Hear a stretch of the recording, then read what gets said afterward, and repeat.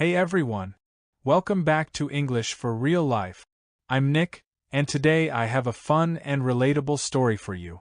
Have you ever gone outside on a sunny day, completely confident that the weather will stay perfect, and then, boom, it starts raining out of nowhere? Well, that happened to me yesterday, and let's just say I learned an important lesson.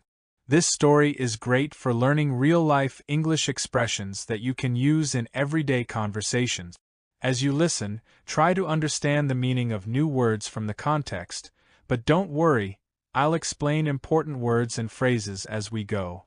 Alright, let's get started. Yesterday started like a perfect day.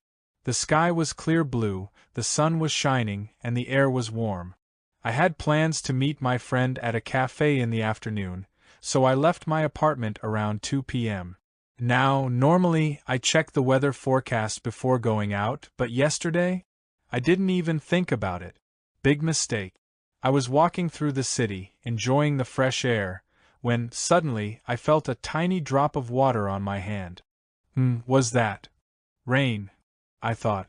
I looked up, and to my surprise, dark gray clouds were covering the sky. Just minutes ago, the weather was perfect, and now it looked like a storm was coming. And then it happened. At first, it was just a few light drops. Okay, no big deal, I thought. But within seconds, the rain got heavier and heavier. Before I even had time to react, it was pouring, raining so hard that I could barely see in front of me.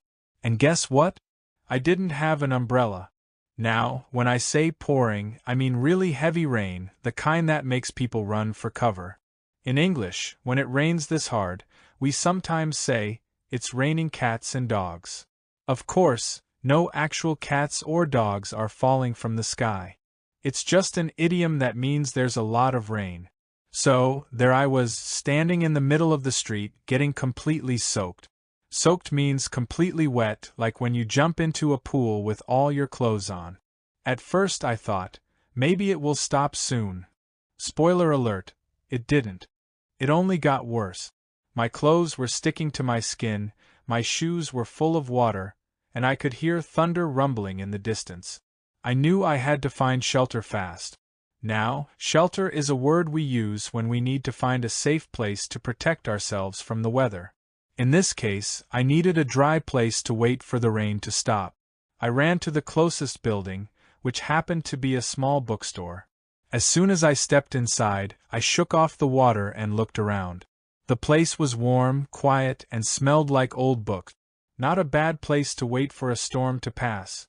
I walked around for a bit and picked up a book. I had nothing else to do, so I sat down in a cozy corner and started reading. About 30 minutes later, the rain finally calmed down. The sky was still cloudy, but at least it wasn't a downpour anymore. A downpour is another way to say very heavy rain, the kind that makes rivers appear on the street. I left the bookstore and carefully walked toward the cafe, trying not to step in puddles.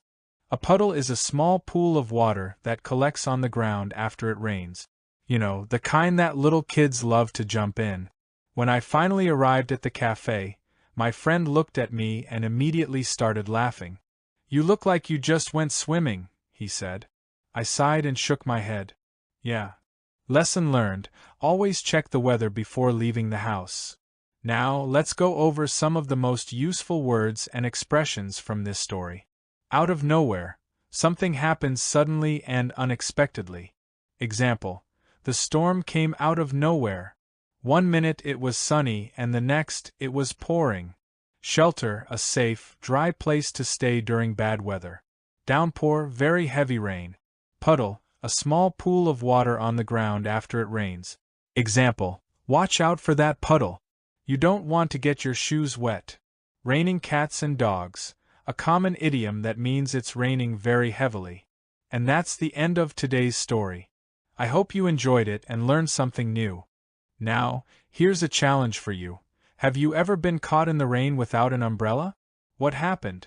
Try to tell your own rainy day story using some of today's vocabulary.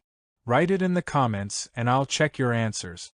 And before you go, don't forget to Like this video, subscribe for more easy English stories, share with a friend who wants to improve their English. See you next time.